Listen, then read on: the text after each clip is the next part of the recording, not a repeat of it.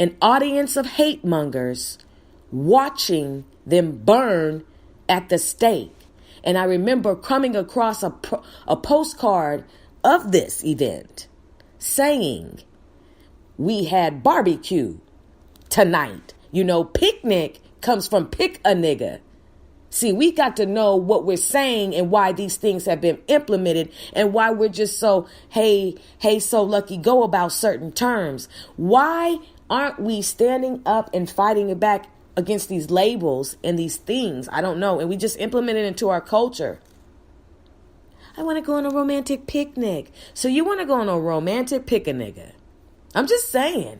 Oh, Ayanna, it's not that serious. Well, then don't listen to the show because it is that serious. I'm awake. That's why there's a bell that rings at the beginning of the show twice. And I think I'm going to start ringing it 3 times because some of y'all are tardy and we need to catch up. So let's go into this, my brothers and sisters. The Atlanta child murders. In the middle of 1979, Edward Hope Smith, also known as Teddy, and Alfred Everett Evans, also known as Q, both age 14, disappeared 4 days apart. Okay? Disappeared 4 days apart. Terry Pugh, who later went missing in early 1981, lived in the same apartment as Smith. Their bodies were both found on July 28th in a wooded area. Edward with a .22 caliber gunshot wound in his upper back. They believed to be the first victims of the putative Atlanta child killer. On September 4th, the next victim, 14-year-old Milton Harvey, disappeared while on an errand to a bank for his mother. He was riding a yellow 10-speed bike, which was found a week later in a remote area of Atlanta. His body was not recovered until November 1979. I must cite my source. I am reading from Wikipedia. On October 21st, 9-year-old Yusef Bell went to a store to buy snuff for a neighbor, Eula Birdsong. A witness, she said, saw Yusef getting into a blue car before he disappeared. His body was found on November 8th in the abandoned E.P. Johnson Elementary School by a school janitor who was looking for a place to urinate. Bell's body was found clothed in brown cutoff shorts he was last seen wearing, though they had a piece of masking tape stuck to them. He had been hit over the head twice, and the cause of death was strangulation. Police did not immediately link his disappearance to the previous killings. On March 4th in 1980, the first female victim, 12-year-old Angel Lanier, disappeared. She left her house around 4 p.m. wearing a denim outfit and was last seen at a friend's house watching the television program Sanford and Son. Lanier's body was found 6 days later in a wooded vacant lot along Campbellton Road, wearing the same clothes in which she had left home. A pair of white panties that did not belong to Lanier was stuffed in her mouth, and her hands were bound with electrical cord. The cause of death was strangulation. Brothers and sisters, I must pause and say this. When you have a serial killer on the loose, you will always pick up on what we know to be patterns. Okay? Clues. And when you are into forensics, when you are a homicide detective or a homicide investigator, you are trained to have an eye that is so 20/20, like straight, very keen sense of vision, to where you and a keen sense of logic, deductive reasoning, to be able to come up with who, what, when, where, and why. And then that's where you come up with your profile of who this could be, because you have to narrow it down to who fits the crime. What does the killer or killers look like? is this a separate situation or is this linked together? So once you start seeing this pattern, because we're talking about from 1979 to 1981, okay, in a time where, like I said before, the amount of equipment and technology that was not available during that time, you have to have a brain that is very sharp. So we're looking at a pattern where we see most of the victims suffered from strangulation. Let's move forward.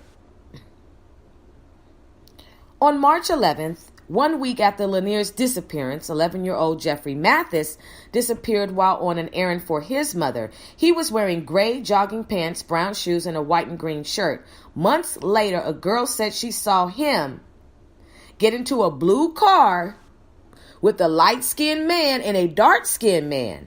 The body of Jeffrey Mathis was found in a briar-covered patch of woodlands 11 months after he disappeared, by which time it was not possible to identify a cause of death. See the pattern? The strangulation, the blue car. Now we have someone saying a light-skinned man. See, I'm getting chills telling this story. Now, see, I'm going to make sure I don't sleep with my foot hanging off the bed tonight. I'm just saying. I'm very serious about that. Goodness, this is yikes. Like, to have the mind to say, I am going to wreak havoc on a village of my own people. Possibly, allegedly, right? Because at this time it was like, it's still the who's doing it, right? And the debate is it now? Is this Wayne Williams or is this the KKK? What's going on? Okay, so that's the debate that's still going on. And it still goes on today, believe it or not. And so here we go. On May 18th, 14-year-old Eric Meadowbrooks disappeared. He was last seen answering the telephone at home and then leaving in a hurry on his bicycle, taking with him a hammer to repair the bicycle. His body was found the next day next to his bicycle in the rear garage of an Atlanta bar located next door to what was then the Georgia Department of Offender Rehabilitation. His pockets were turned inside out. His chest and arms had slight stab wounds, and the cause of death was blunt force trauma to the head. A few weeks before he disappeared, Meadowbrooks had testified against 3 juveniles in a robbery case. Now, pause. You catch the drift, right? You see that there was something going on in Atlanta that was wicked. A demon was loose, or demons, right? A murderous spirit. And, when it comes to that, a murderous spirit, what happens is the community who has been selected to be the victim, if you will, they go into a panic. It's a straight panic, right? It's like, whoa, okay, not going to school, not going to eat, not leaving my house, locking my windows, learning how to fight, getting a pistol, getting a gat, getting a Glock, getting an AR-15, fortifying my doors. Everybody's a suspect, panic, anxiety, nightmares. Who's next? See, in those days, it was still happening, my brothers and sisters. The fact that spirit, the murderous spirit upon our own people, was still lurking. Lurking, right? Because if 28 humans were the victims of this spirit, and if it was in fact our own doing it, then, it's still happening. So my question is, when does this spirit get rebuked? When do we, and I'm not saying March, I'm not saying anything like that. I'm talking about spirituality here. Like, this is a murderous spirit. So on the inside, our communities are suffering spirit-wise, and we know this. You can walk into any socioeconomic situation, whether it's a neighborhood, a grocery store, or any situation, No matter where you are, you can witness poverty, correct? And when it comes to that, in our communities, especially, you can see the depression, the lack of discipline, the fact that some of our people have become zombies, right? Youth killings, our people at an alarming rate, hating on each other, stifling our own progress, demeaning each other. Just the fact that we are even fighting with each other. For what? Why? Why are we taking each other out? We haven't been through enough. It isn't bad enough that we were cursed with curses, that we came over here with yokes of iron upon our neck, that we've been scattered, that we have been caused to remember almost who we were. Accepting labels that are not true, still calling ourselves black when we're brown. Look, let me just say this real quick before we get into this video. This is the hardest time I have on Instagram. I know I am brown. I know my colors. I'm gonna say this over and over again. Okay, I'm looking right now at a tablet that's black with a black OtterBox case. I'm putting my skin next to it and I see brown and I see black. I'm brown. But when I go on Instagram in order to, send out my post, everything has to say black. But it's brown. We accept it, like lying down. Okay. Check one. Are you black or are you African American? I'm Israelite. I'm Hebrew. Come on. Like I'm from the tribe of Judah. I'm a part of the 12 tribes of Judah. When you find out who you are, you become on fire. Nobody can sit there and pull the wool over your eyes. And our community is suffering because we don't know who we are.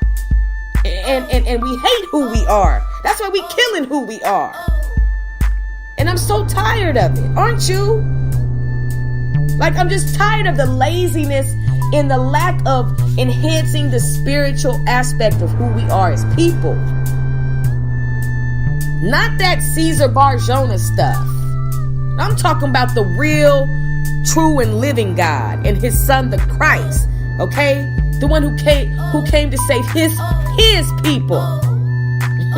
Okay, brothers and sisters. So anyway, I'm just hoping that this mind state and this action and this passion can permeate through our communities, because this murderous spirit, as I said before, happens every day. You always have to look on Instagram, and you have to see the GoFundMe page, the flyers with the brother or the sister with the angel wings. And, not all of them have fallen asleep because of, a homicide. Some of it is health related, natural causes. I understand that.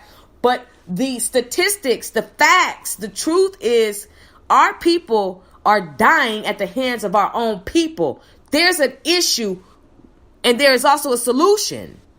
So with Wayne Williams, possibly, allegedly, and later on, of course, being the main target of these murders, everybody, a brother taken out other brothers, potentially, allegedly, right? Preying upon. And it was thick and hot in the 70s. You did not want to get caught slipping, because you did not know if you were to, once you left and said, bye mama, see you later, bye daddy, bye everybody, whatever, that would be the last time that you would be seen alive. Who was killing the Atlanta youth? Who was preying upon the Atlanta youth? Was it the KKK? Was it Wayne Williams? Was it somebody else? Were these just coincidental incidents that just happened to happen for 2 years, 3 years? Who was killing these youth? Was Wayne Williams a sick individual who needed serious rebuking and an exorcism and help? Was Wayne Williams fascinated with murder? Was he in fact the man seen in the blue station wagon with the other brother Was he stabbing? Was he the one strangling these victims? If in fact he was, what was going through his mind, his heart? What was wrong with him? And if he wasn't guilty, then what was still wrong with the one who is? Oh, brothers and sisters, it's real on the Sister Speak show tonight. We'll be back after this commercial break, my brothers and sisters. This is Ayanna, the host of the Sister Speak Show.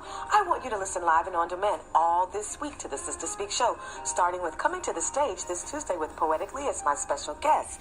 Then I want you to listen to the Search Effort on Wednesday. Thursday, the Culture Climate. Friday, the Tour with Mont from SDYP, The Movement. Then I want you to listen to the Laugh Line on Saturday. And let's finish it out on Sunday with the Platform on the Sister Speak Show, where contemporary meets vision, sound, and action. Aviate artist on the move, starting the year off right January 27th with his first solo art show, and he wants you to be in the building along with special guest creatives Flywalker, Kiana, 100K, and the Sister Speak Show. Doors open at 7:30 at 1409 South Lamar Street in Dallas. Tickets are just $15 at Right Art Twin Experience BigCartel.com. Aviated Visuals, a dope artist on the move. Welcome back, my brothers and sisters. You are listening to the Search Effort Live. I am your host, Ayanna. I hope you are having a wonderful evening. Are you driving home listening? Are you sitting at home listening? Wherever you are listening, I hope you're warm. I hope everything is going well for you. I know some of you are snowed in. To all of my brothers and my sisters who are snowed in this evening, who have not been able to yet get home, I'm sending positive vibes your way, and I hope that you are warm. I hope you have enough food and water to sustain you until you are able to make it home safely. And please drive slowly and make sure that you give yourself distance when driving, because the ice is no joke. And I was watching a video this evening and I saw that there are sheets of ice all over these freeways, and I just pray that as if you had to go to work, if your boss just said, look, you have to come in, I understand what it is to have a sucky boss. But anyway, I'm hoping that you will, be able to make it home safely, that your tires will, hold the ground for you, that your steering will be steady, that your coordination will be on, and that everybody around you will be driving safely, because this weather is no joke, and ice is no joke. And so I just want you all to be safe on these roads. I know what it is to drive through the snow, and I know what it is to drive through a blizzard. I know what it is to be snowed in, and I also know what it is. It's a blessing to be able to be snowed in with someone who you love, and all those other things that come with being in love. So anyway, brothers and sisters, let's get back to the Search Effort, the Black Youth Killer, the Wayne Williams story. We are focusing tonight on the Atlanta child murders. I am your host, Ayanna, and we are going to get right into it. Brothers and sisters, I shared with you just a little bit about who Wayne Williams was, what was going on at the time, and how everybody was, the pattern of their deaths and things of that nature. So tonight, brothers and sisters, we're going to get right into it. We are going to listen to Wayne Williams, a documentary. This is provided by Captain Black, and I just want you to listen to all of what was going on. One thing about the Sister Speak show is this. Each segment is designed with a specific objective, and tonight, objective is to, refresh you or bring awareness to you, and also to provide words of wisdom. So if you would like to chat live with us, oh my goodness, I'd love to chat live with you. Keep it clean, keep it righteous. I don't, let's not do it. We don't want anything to turn different now, do we? No reckless entertainment, just responsible listening nourishment, my brothers and sisters. Anyway, enough about that. Let's get into this. 1979, Wayne Williams. I am citing my source. This is by Captain Black. Let's go. Tighten up your seatbelts and make sure that your foot is not hanging off the side of the bed. And I don't want anybody having to run to the other side of the room to turn on the lights, okay? Don't get scared. Get aware. Become aware. Let's go. Was found around 11 in the Chattahoochee River. Hours later, the body was brought out. We were then getting victims turning up almost every week. On June 21st, 1981, the arrest of Wayne Williams appeared to solve one of the biggest multiple murder mysteries in American history. People were just wondering, when will this end? Someone had to be convicted to stop the fear in Atlanta. But now, troubling new questions are being raised about that conviction and the investigation that led to it. I did not kill anybody. I did not hurt anybody.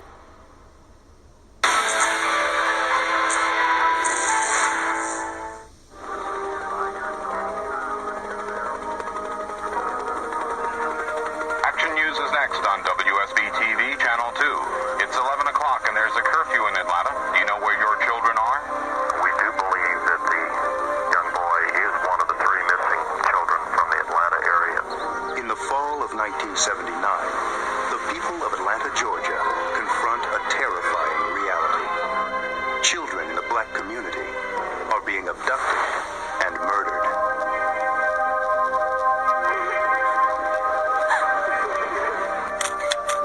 Jeffrey Lamar Mathis, 10 years old, missing since March 11th when he left home to run an errand. So I called Jeffrey, which was he was back in the back. And I said, Jeffrey, ma'am, I said, come in and go to the store for me and get me a pack of cigarettes. And I gave him $1. He went out the door, and I never seen him again. Across Atlanta, one grim case follows another.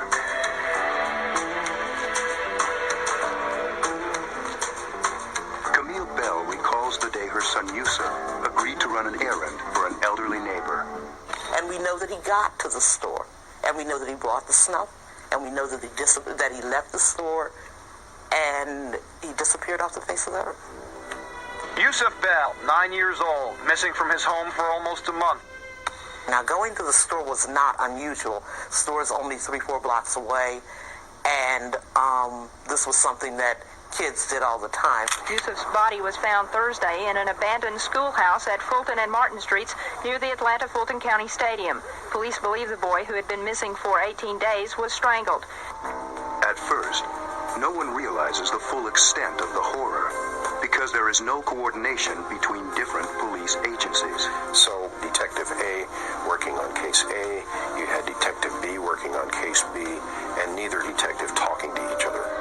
It is the mothers of the victims, drawn together by their mutual frustration and grief, who see the similarity of the cases and the likelihood of a single killer. We decided as a group to go and tell the mayor and the police commissioner what was happening.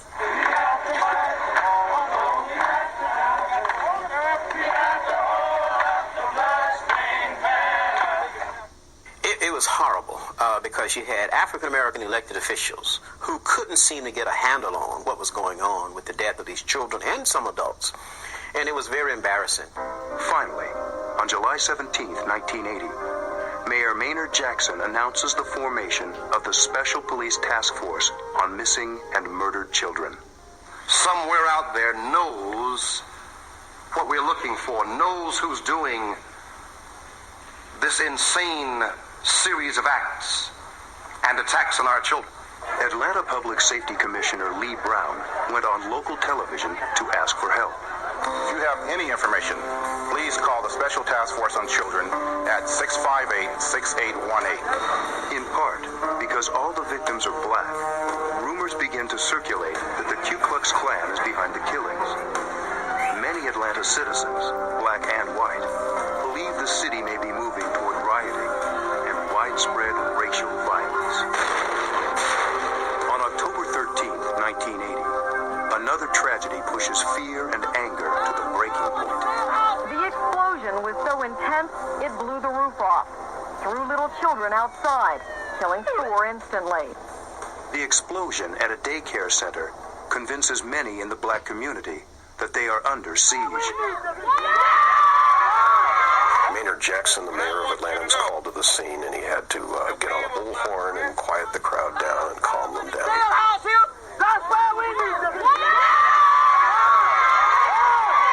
And at that point, you could sense there was something building in Atlanta.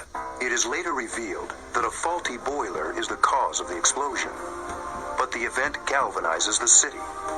The black community demands answers. City Councilman Arthur Langford initiates a community-wide effort called Saturday Searches. On the very first Saturday, volunteers combing a vacant lot discover the remains of 7-year-old LaTanya Wilson. The searches continue as more bodies are discovered. Atlanta's nightmare makes headlines around the world. Finally, yielding to political pressure from Atlanta's mayor, Washington sends 200 FBI agents to the city.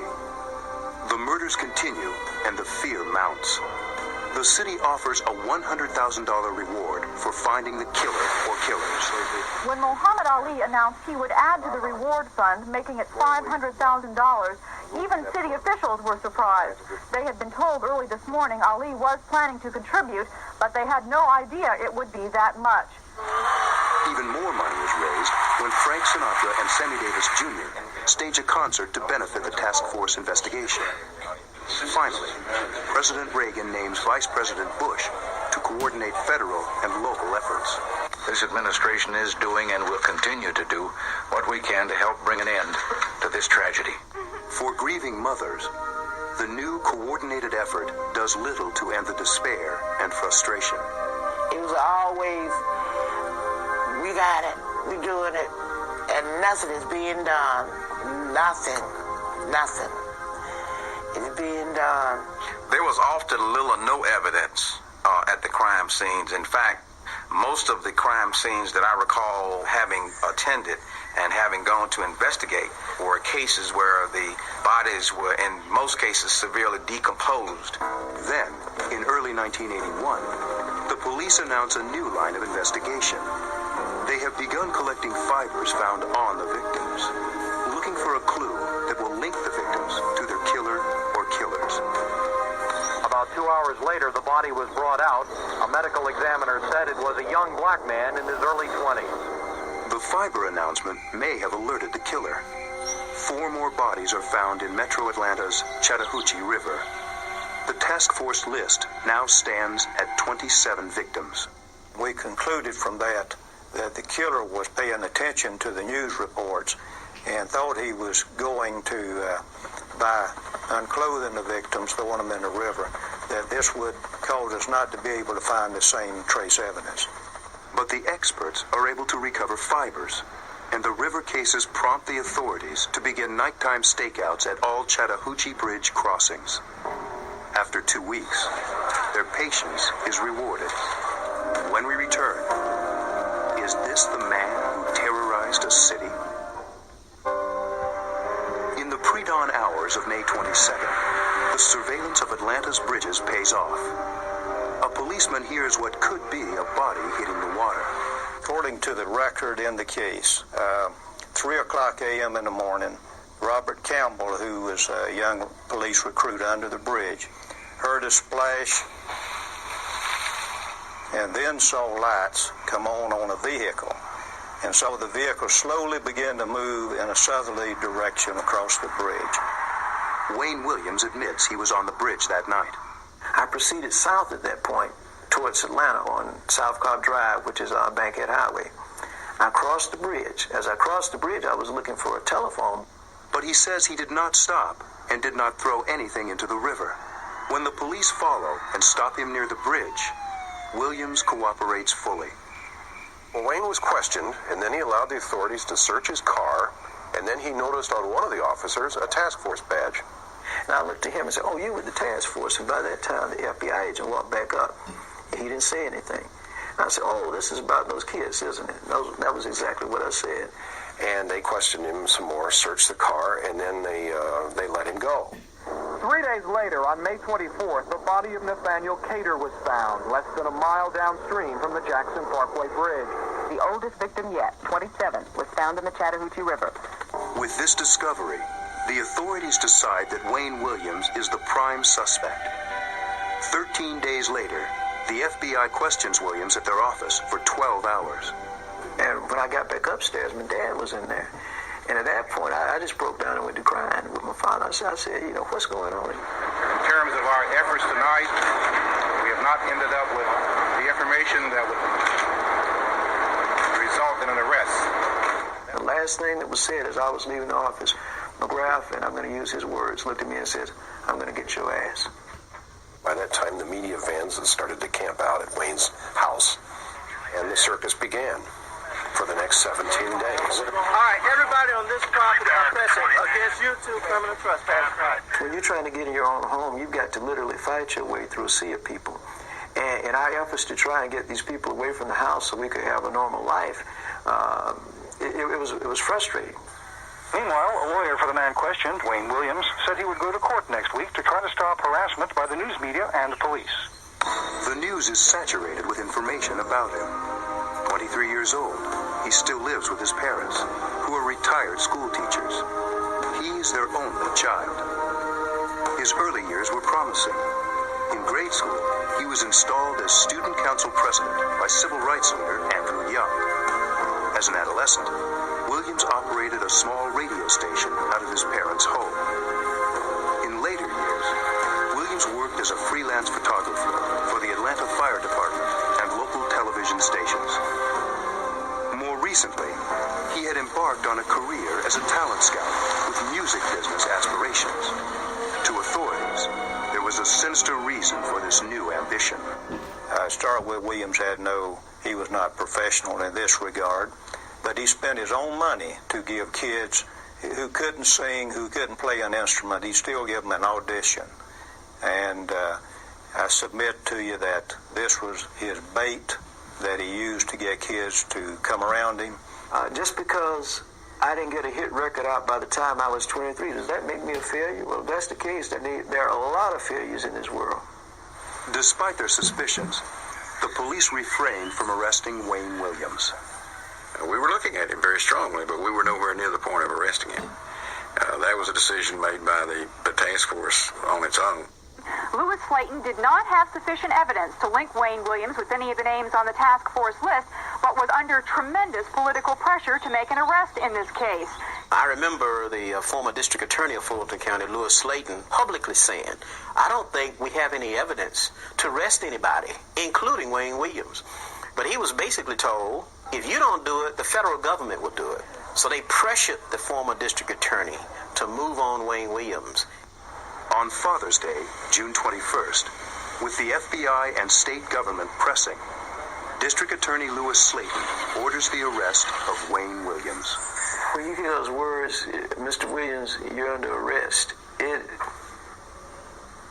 I can't even describe how I felt. It was like time just froze. Everything just stopped at that point. And I can remember them telling me to go ahead and get myself dressed and all. My mom started crying and all. I can remember that.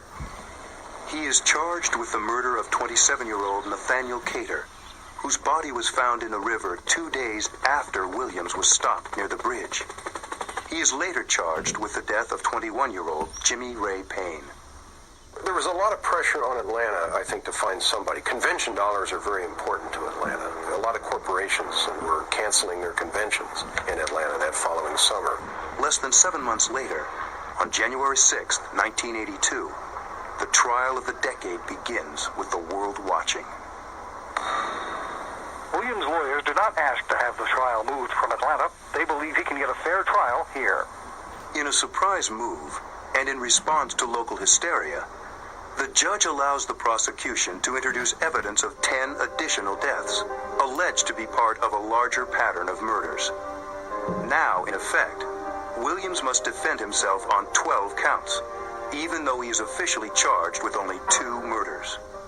Whenever you have a trial where the prosecution is permitted to introduce evidence of other crimes, the fact that the jury hears that the defendant is a criminal in some way weighs very, very heavily on them. It's almost impossible for them to get it out of their mind. The prosecution alleges two motives for the killing spree. They suggest that Williams is a sexual predator. I have never had a homosexual relationship with anybody. I'm not gay, never been gay, and this was obvious. This was part of their psychological profile that I think they had a behavioral analyst come up with.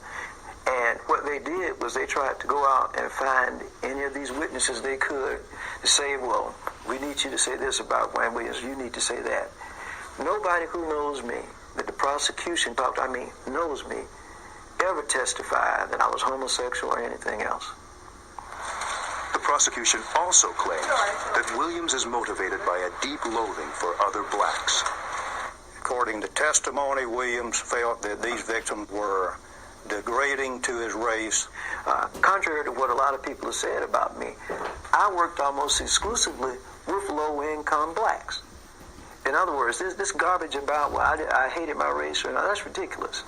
For more than 2 months, the jury sits through evidence which is often complex and technical. Then, the day that no one there will ever forget, Williams takes the stand in his own defense. For 2 days, the jury sees a calm and collected Wayne Williams. On the third day, defense investigator Durwood Myers urges a new strategy. So Durwood sat down with me. He said, well, Wayne, I need you to be forceful on that witness stand. When he says something, challenge it. I remember watching the jury when he testified this way on cross-examination. Every eye was on Williams. He came out fighting. He was combative, argumentative. He called the police names, referred to me in a derogatory way. In my heart, I honestly think if that incident had not have happened on that witness stand, I wouldn't be sitting here right now. On February 27th, 1982, the jury finds Wayne Williams guilty of murdering Nathaniel Cater and Jimmy Ray Payne. That after 9 weeks of hearing evidence, the jury in this case was out and deliberated only one day, and came back with a verdict. They were convinced beyond any doubt of his guilt. He begins serving 2 consecutive life sentences. Shortly afterwards, 24 murder cases are officially closed and attributed to Wayne Williams, but not without public outcry. Parents came forward at that point and said, don't just close the case. If you believe he did it, try him for them. And they said they didn't want to waste the taxpayers' money. The blanket closing of the books, I think, is what created so much outcry among families of these children. The authorities are trying to close the books to have the media attention focused away from Atlanta on these negative killings. The closing of the cases effectively branded Wayne Williams the Atlanta child murderer. When we return, why many believe Wayne Williams was framed. One fact seemed to confirm the guilt of Wayne Williams. After his arrest, it appeared the killing stopped. The killing stopped. Practically stopped dead in his tracks. So I say he was the man. Dr. Joseph Burton, chief medical examiner at the time for DeKalb and Cobb counties in metro Atlanta, says it's not that simple. But by no means did the deaths of young black children and young black men stop with the arrest and conviction of Wayne Williams. I would say that there was a change in profile in the finding of bodies of deceased young people around Atlanta. But others argued there never was any pattern, that the list compiled by authorities was arbitrary and meaningless. The only thing that was common among all the victims on the list was they were black. Chet Detlinger was the former assistant to the Atlanta chief of police. Well, in this case, if you look at it real strongly, you had victims who were shot, you had victims who were strangled, you had victims who were stabbed, you had victims who were bludgeoned, you had victims who were suffocated, and most of them were, quote, unknown. They don't know how they died. Detlinger and Los Angeles Times reporter Jeff Prue wrote The List, a controversial book that attacked the task force list. There was no pattern per se that I could really see other than that they were dead. Even public officials had doubts about the way the list was being compiled. Dick Hand was the Public Safety Commissioner for DeKalb County at that time. The list that was created by the task force, in my own personal opinion, was an artificial list. I never felt that all the people involved on that list were directly related to Wayne Williams. I think there were cases on there that should have never been on the list. There was no single factor, no smoking gun or no signature that said this case and this case and this case are people that have been murdered or killed by the same individual. But the list served the prosecution's purpose. It was a way to link the killings to each other and to Wayne Williams. They chose 10 cases from the task force list, 8 children and 2 adults. This, in turn, allowed the prosecution to introduce different pieces of evidence from the 12 different cases. The most important evidence linking Williams to the victims was minute textile fibers.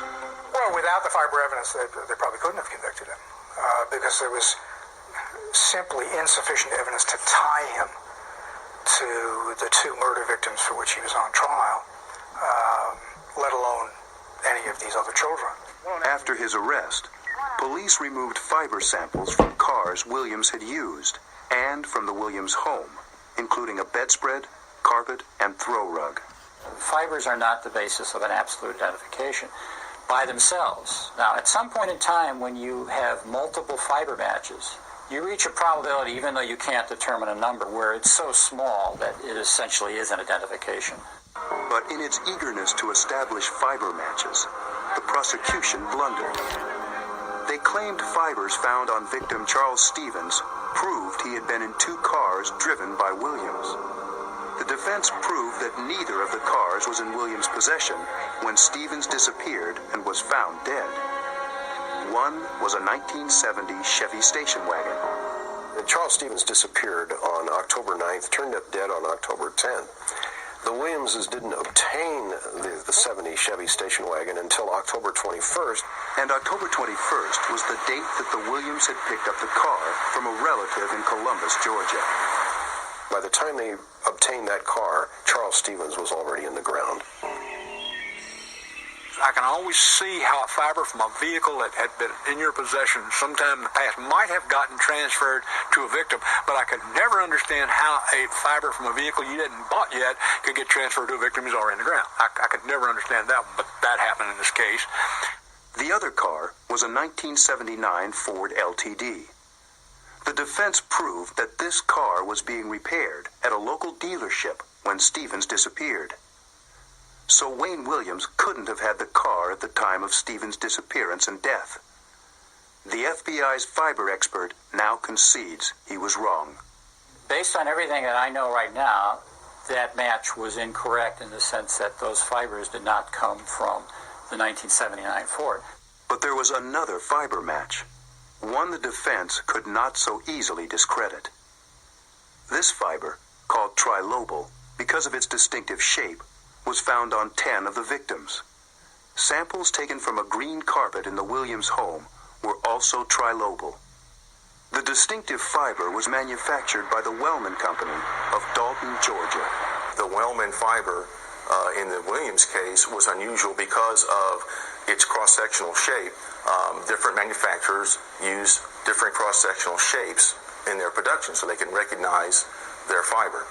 And in that particular case, the shape that we were seeing before we even knew that it was a Wellman fiber, I recognized as being highly distinctive and something that had not been seen before. The prosecution claimed the green trilobal fiber had been used in only a small number of Atlanta area homes. I went to Wellman and talked to the folks up there, and what I found out was, first of all, they questioned only about the carpet found in Wayne Williams' house. At the time that these crimes were committed, there was, in my opinion, very little carpet like the Williams carpet in the city of Atlanta. Wellman made 3 or 4 or 5 different rugs with the same fibers as the Wayne Williams rug. But more importantly, they didn't count the commercial fibers, which went in apartments and bowling alleys and businesses and every place else. So what they made sound like a very, very small number of possibilities was actually much broader than that. But there were other problems with the physical evidence as well. When police found a type B blood speck beneath Williams' car seat, it matched none of the victims. The prosecution was left with only one choice: add another victim to the list. And it dawned on the authorities that they didn't have any type B victims in their list. So they went out and got a 28-year-old stabbing victim who had died in April of '81, named John Porter. And he had been stabbed in downtown Atlanta, and he was a type B victim, and they went ahead and added his case not only to the list, but to the pattern, the 10 pattern cases. He had fibers on him, so the question was, do you use it or do you not? It appeared to be similar. We used it. It's sort of like the fiber evidence. It could not stand alone to link Wayne Williams or anyone else to a particular crime. By itself, it would mean nothing, basically. When we return, has an innocent man been behind bars for more than 20 years? Wayne Williams had first become a suspect the night police say he threw the body of Nathaniel Cater from the James Jackson Parkway Bridge. If Williams wasn't disposing of a body, what was he doing on the bridge at 2:50 in the morning? At the time, I was engaged in a series of music auditions for a company that I had, a talent company. And I think it was on May the 20th, that afternoon, there was a young lady that called by the name of Cheryl Johnson. Williams claims he had scheduled an interview with Cheryl Johnson. On the night he was stopped by police, he had been at a nightclub. On his way home, he says, he decided to confirm Johnson's address before their meeting the next morning. As I crossed the bridge, I was looking for a telephone because I was going to try one more time to verify this address that I had on Cheryl Johnson. In fact, Williams never succeeded in contacting Johnson. If she really did exist, she may have given him the wrong address and the wrong number. We're sorry. Your call did not go through. So I figured by now, well, this was a wild goose chase, so I'm going to go ahead and head back to Atlanta. Now, over a period of several days, he was interviewed by the FBI, and he held a news conference, and he gave differing versions of that same story. It has always been held against Williams' credibility that he claimed to be crossing the bridge in search of a phone. Now, for the first time, he explains. Okay, well, I know a lot of people always have asked the question, well, how come if I were going back to Atlanta, I just didn't continue south on James Jackson Parkway and went back across the bridge? At the time these murders were going on, I knew these people were staking out from the bridges because I had a lot of friends who were police officers. And I'll be honest with you, I was just curious as to what I could see in the area that night. So I said, well, I've got to go back home, so I'll just go by this way to see what I can see. But I don't think Wayne Williams ever stopped on a bridge. I don't think he ever came close to stop. I don't think anybody stopped on the bridge. They had to have probable cause, so they said, well, this guy stopped on the bridge and his body went in the water. It didn't happen. I never stopped on the bridge. I never threw anything off the bridge, and nobody ever testified that I did. And there's more. There was a witness who said he met and talked with Nathaniel Cater the day after the prosecution claims Williams threw Cater's body off the bridge. There was also another witness, by the way, who said he saw Nathaniel Cater the day after Wayne Williams was supposed to dump his body in the water. The man was Jimmy Tightrope Anthony, and he wouldn't have been mistaken about Cater's identity. He and Cater were neighbors. Jeff Prue later interviewed Tightrope Anthony. Anthony told me that he was going downtown to pay his rent at the Healy building in the heart of downtown Atlanta. And that while he was entering the building, he happened to see Nathaniel Cater sitting nearby. And he said, Nate, how you doing? He says, I'm doing fine. I got myself a new job. If Anthony's story was correct, Wayne Williams could not have killed Cater. The state was trying to tell us that Nathaniel Cater was dead, either on the Thursday night, May 21st, or he was dead when he went into the water on Friday morning, May 22nd. But amazingly, the defense decided not to call Tightrope Anthony to testify because it did not fit in with their strategy. The other man Wayne Williams was convicted of murdering was Jimmy Ray Payne. But Payne's death certificate listed the cause of death as undetermined rather than homicide. because you can't indict a person and charge him for unknowing somebody or undetermining somebody. You got to have a homicide before you can indict somebody for murder. Subsequently, medical examiner Sali Zaki changed the cause of death to read homicide. There's nothing strange or wrong with that. Documents are amended or changed when need to be. He never changed his opinion. On the death certificate, it was down as undetermined. On the autopsy, which he had done, which was his official report of it, it was down as homicide. It was never down as homicide. In that report, it states that Jimmy Ray Payne died of asphyxia, which means he stopped breathing, by undetermined mechanism. That doesn't say homicide. During the trial, the defense questioned the medical examiner and got him to admit Payne might not have been murdered after all. And finally, under cross-examination, he says he couldn't rule out accidental drowning in Jimmy Ray Payne's death. For many, the deaths of both Cater and Payne remain mysterious. But if Wayne Williams wasn't the Atlanta killer, then who was? When we return, another death and another suspect.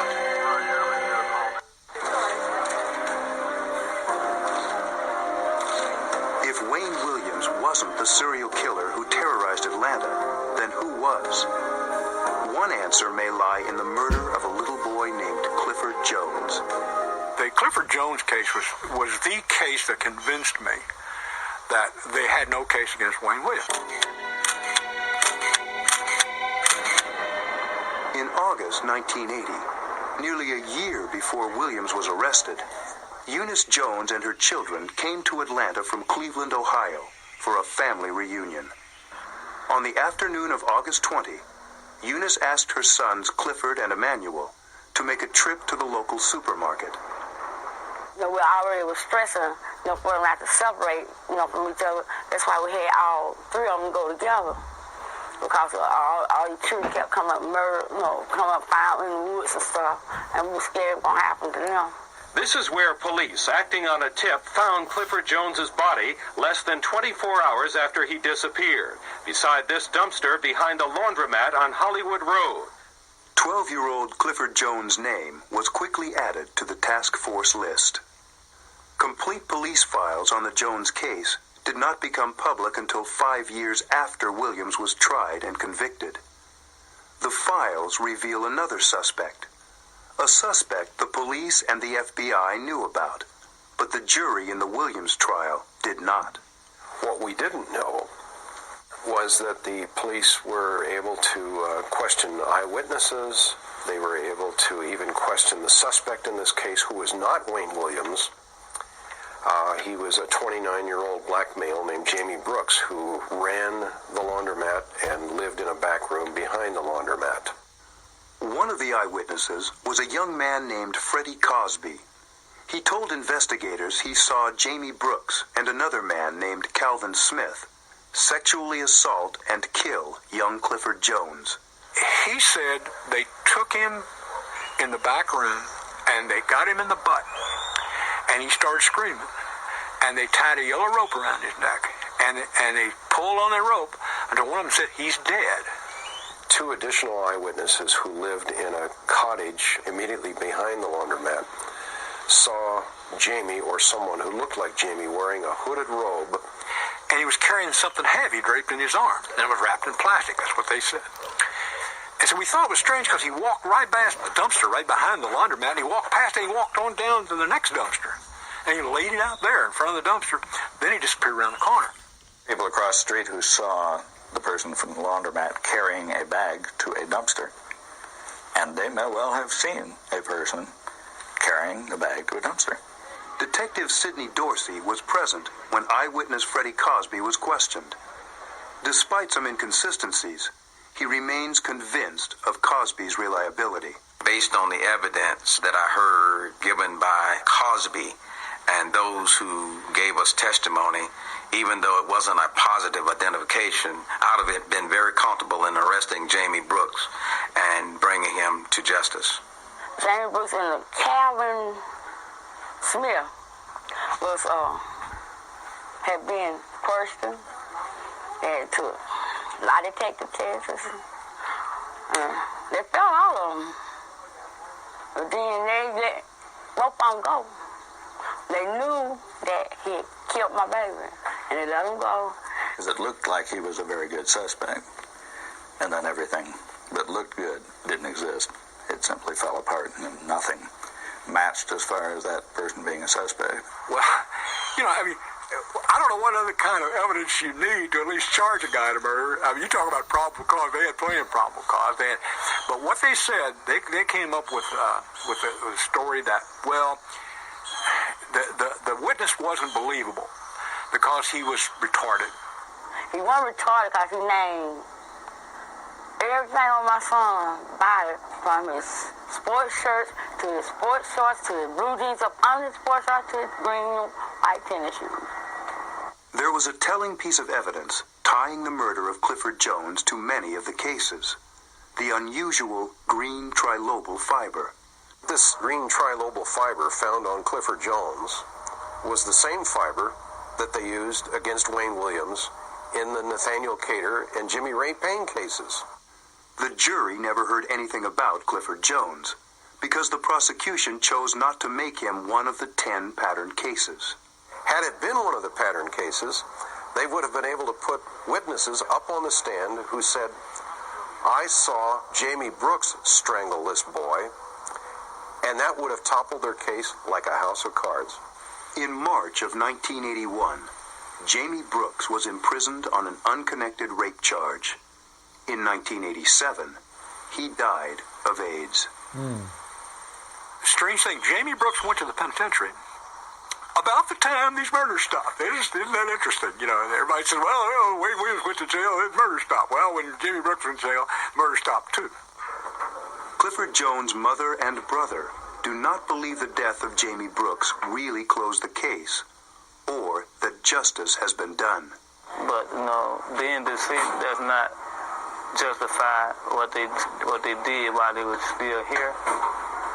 And they really need to be brought to justice. That's the only thing I'm fighting for, is for it to be brought to justice. And so my brothers can rest,